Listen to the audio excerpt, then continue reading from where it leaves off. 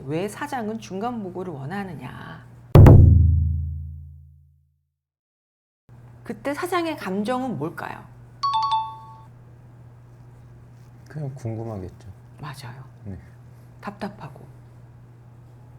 아니, 답답하면 본인이 해야죠. 그럼. 네? 본인이 해야죠. 답답하면.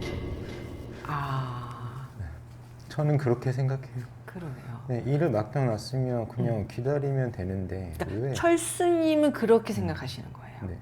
그런데 중요한 거는 많은 사장들은 그렇게 생각하지 않아요. 많은 사장들은 중간 보고를 원해요.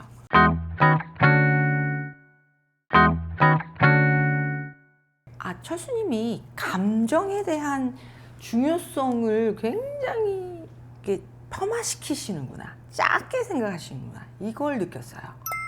제가 지난번에도 이 말씀드린 것 중에 하나가 인간은 감정의 동물이라고 했잖아요. 네.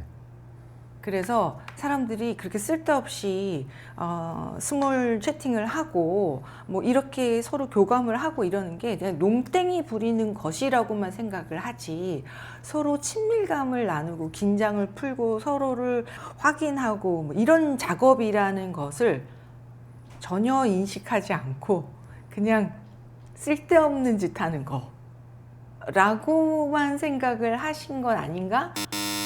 라는 생각을 했어요. 지금 방금 말씀하신 게 어떤 건지는 알거든요. 네. 그래서 그게 필요하다고 하셔서 네. 해봤거든요. 네네. 근데 저는 그게 익숙하지 않은 거예요. 어렸을 때부터 엄마랑 스몰 토크를 하고 형제들끼리 스몰 토크하고 놀고 쓸데없는 말하고 농담 던지고 이러지 않고, 지난번에 그림에서 우리 가족이 함께 할 때 우리 가족이 함께 하는 거라고는 유일하게 밥 먹는 걸 함께 하는데 그 안에서도 사람이 없는 것처럼 조용하게 그냥 역할만 하잖아요. 그게 우리 집의 특성인데 나는 그거가 일반적이라고 나도 모르게 일반화 시키신 것 같아요. 근데 모든 가정이 다 그러지 않거든요. 그렇겠죠. 그게 과거로부터의 영향을 내가 지금도 받고 있다라는 거예요. 그리고 밥 시간이면 밥만 먹으면 되지. 이 경험이 나한테 엄청나게 지금 회사에서 생활하는 거나 이런 데도 영향을 미치고 있다는 거죠. 무의식적으로. 근데 이제는 조금 객관적으로 바라볼 필요가 있어요. 아, 그때는 우리 집이 이런 거지 모두 다 이렇게 살진 않구나. 그래서 사람들은 밥을 먹을 때 상대방에 대한 궁금증도 물어보고 얘기도 하고 웃기도 하고, 사실 나도 그때 그런 걸 원했잖아요. 조카들이 있어서 조금 더 밝은 분위기를 원했다라고 그림 검사할 때 얘기했었던 거 기억나세요? 네. 그러니까 나조차도 원하는 거예요. 그리고 제가 또 하나 느낀 게 뭐냐면, 지난번 회사 일 얘기하실 때 내가 잘못했을 때 사람들이 나를 보는 눈이 되게 따가웠고 나만 소외되는 느낌이었다. 나도 그런 감정을 느끼시는 거거든요. 그리고 내가 힘들 때 동료들이 뭔가 나한테 따뜻하게 위로해 주기를 사실은 나도 바라셨던 거구나를 제가 느꼈었어요. 근데 내가 이거 어쩌면 모순되는 거죠. 내가 바라는데 이런 거 필요 없어 라고 생각하는 거. 식탁 그림을 그렸을 때 이게 당연한데 내가 원하는 건 조카들이 와서 좀 밝은 분위기를 원하지만 원래 밥 먹는 거는 이런 거야. 이게 모순되잖아요. 내가 바라는 것과 현실이. 그럼 내가 바라려면 그쪽으로 더 노력을 해야 되는데 그냥 어쩌면 나는 익숙한 것만을 한 것일 수 있어요. 바라는 쪽으로 간 게 아니라. 나조차도 공감을 바라고 위로를 바라는 거예요. 그리고 밥상머리에서 얘기하고 즐거운 분위기인 걸 원하는 거예요. 다만 그게 익숙지 않은 거죠. 그래서 지금도 여전히 저는 그게 필요한지 모르겠어요라고 하지만 벌써 지난 일주일 동안 나는 이미 변화되고 있어요. 그게 필요한지 모르겠다라고 말은 하면서 내 몸은 이미 변화되고 있어요. 근데 이거를 인식하고 변화되면 더 좋겠다라는 생각도 들기는 해요. 마지막으로 중간 보고를 안 할 때 나는 결과만 주면 되지라고 생각하지만 중간 보고를 왜 사장은 원할까? 중간 보고를 한다라는 건 내가 이제 철수님한테 제가 사장이에요. 제가 사장이라면 철수님한테 이거 좀 해주세요라고 부탁을 하잖아요. 그러면 부탁을 하고 나서 시간이 지났는데 결과까지는 시간이 걸려요. 그쵸? 그때 그 중간에 왜 사장은 중간 보고를 원하느냐 이거예요. 그때 사장의 감정은 뭘까요? 그냥 궁금하겠죠. 맞아요. 네. 답답하고. 아니, 답답하면 본인이 해야죠. 그럼. 네? 본인이 해야죠. 답답하면. 아, 저는 그렇게 생각해요. 그러네요. 네, 일을 맡겨놨으면 그냥 기다리면 되는데 그러니까 왜? 철수님은 그렇게 생각하시는 거예요. 네. 그런데 중요한 거는 많은 사장들은 그렇게 생각하지 않아요. 많은 사장들은 중간 보고를 원해요. 왜? 잘못된 방향일 수도 있잖아요. 내가 말한 것이 제가 A라고 얘기를 했어요. A라고 얘기한 게 상대방이 B라고 생각할 수도 있고요. A-라고 생각할 수도 있고 A라고 생각할 수도 있거든요. 근데 경험을 해보셨을지 모르겠지만 저도 심리 상담사이지만 센터를 2개 운영하는 경영자이기도 하거든요.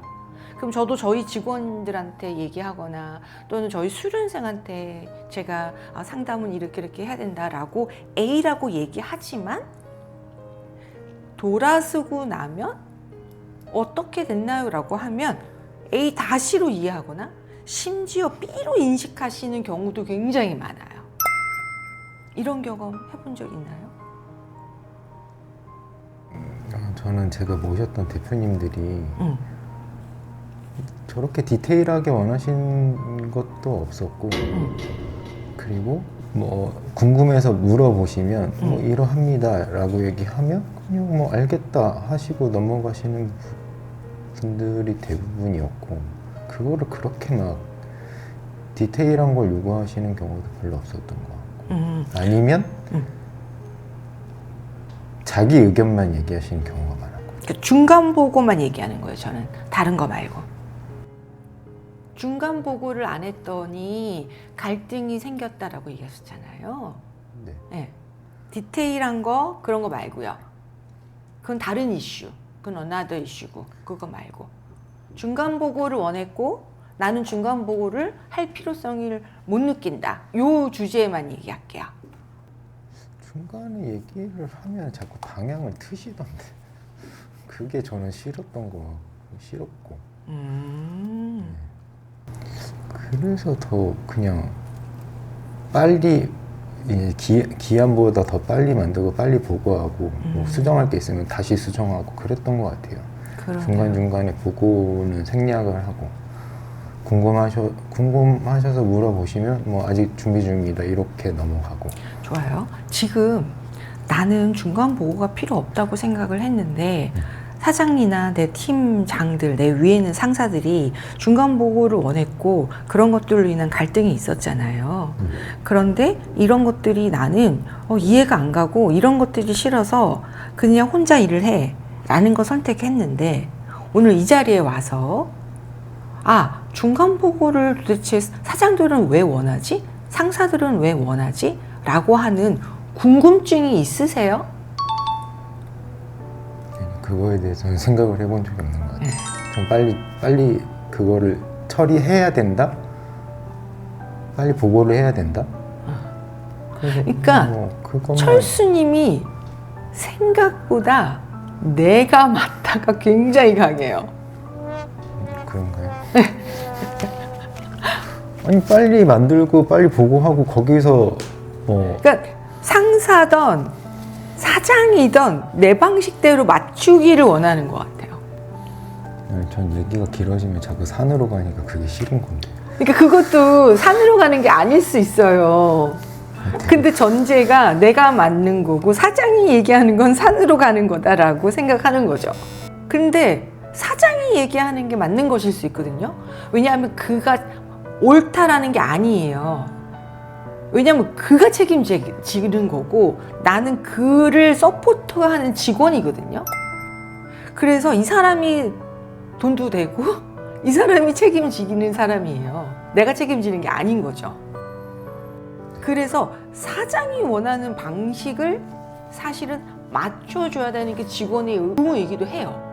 저는 물론. 그게 맞춰준다고 생각을 했는데 빨리 결과를 도출해내서 그거를 알려주는 게 제가 하는 일이라고 생각해요. 근데 사장은 중간복을 원하는 거였잖아요. 그러니까 예를 들면 일주일의 기간을 저한테 줬어요. 근데 제가 만약에 3일 만에 그 일을 끝내고 보고를 했어요. 그것도 하나의 중간보고 아닌가요?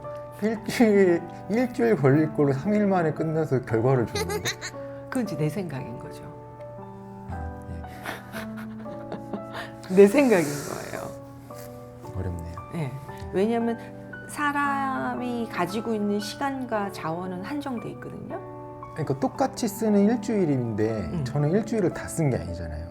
3일이라는 시간 안에 그거를 만들어서 보고를 했으면 뭐 수정할 게 있으면 거기에 대해서 뭐 피드백을 주면 되고 저는 뭐 하루를 더 쓰든 이틀을 더 쓰든 그 기한 내에 또 만들어서 그냥 주면 되고 아닌가요? 죄송합니다.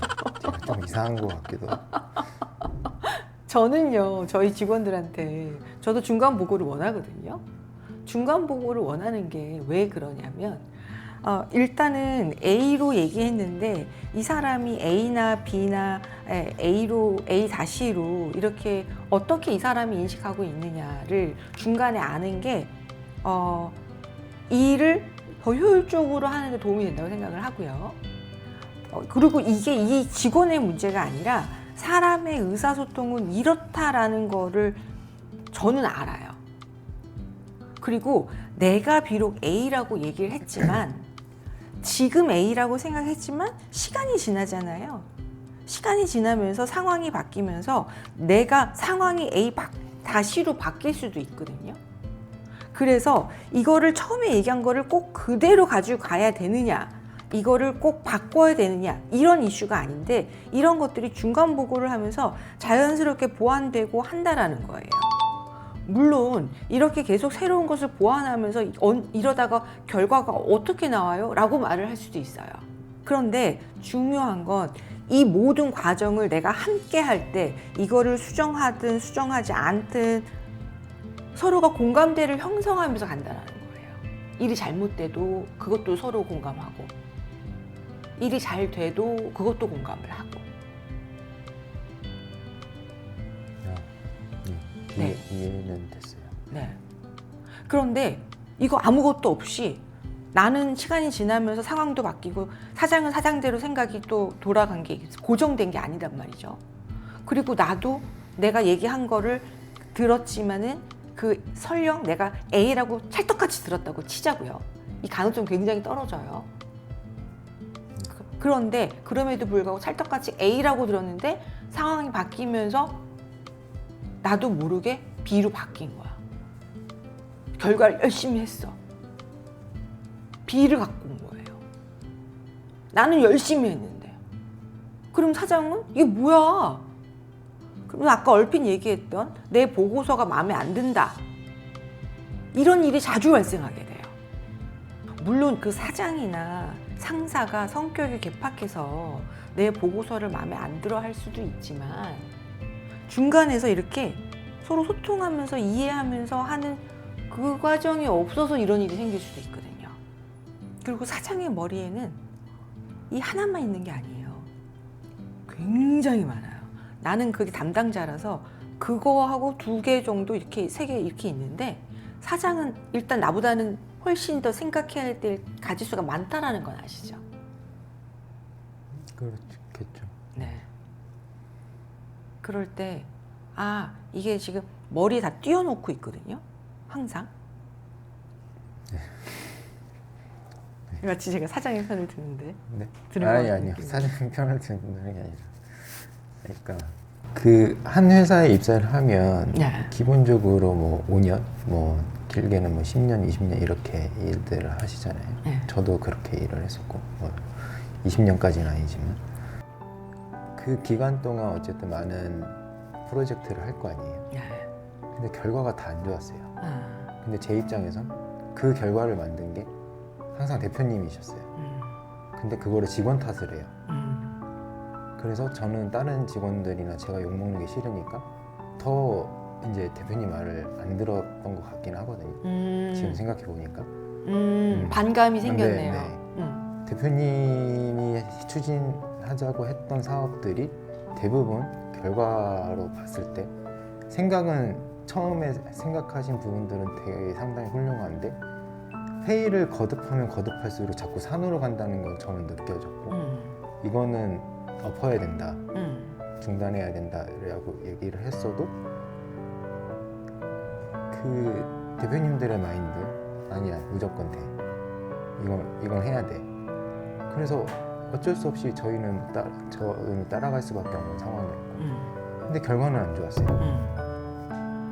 근데 그 질책은 제가 들어야 되는 거죠. 질책을 듣는 것보다 더 큰 데미지는 사장이 경제적으로 손실을 입고 망한다라는 거예요. 그러니까 그게 이제 대표님은 그 손실에 대해서는 크게 생각을 안 하시고 설마 직원들이 열심히 안 해줬다라고 인지를 하시는 경우가 많았어요. 그렇죠. 그러니까 그분의 어떤 그 문제를 원인을 해석하는 방식이 전부 다 이렇게 바깥으로 귀인하는 방식으로 하시는. 제 입장에서는 어쨌든 제가 팀원들을 총 관리하고 있는 책임자고 애들 되게 열심히 한 거 알고 저도 옆에서 서포트 잘 해드렸고 본인이 선택한 게 분명히 저희는 A라고 얘기했는데 B라고 선택을 하셔놓고 그거를 저희한테 얘기를 하시는 게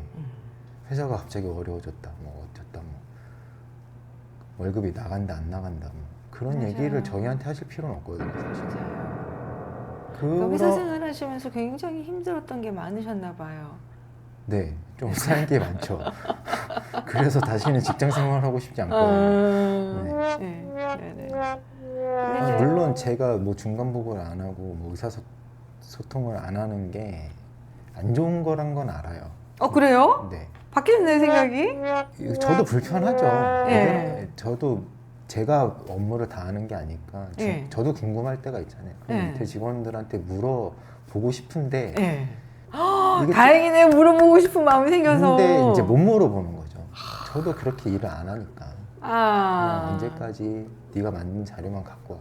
참고. 너는 그것까지만 하면 궁금한 돼. 거 참고. 네. 물어보더라도 그냥 짤막하게 그거 하고 있어? 이 정도가 다지. 어떻게 뭐, 돼가고 있어? 그거는 그렇게 하는 게 아니야. 뭐 이거는 이렇게 해야 돼.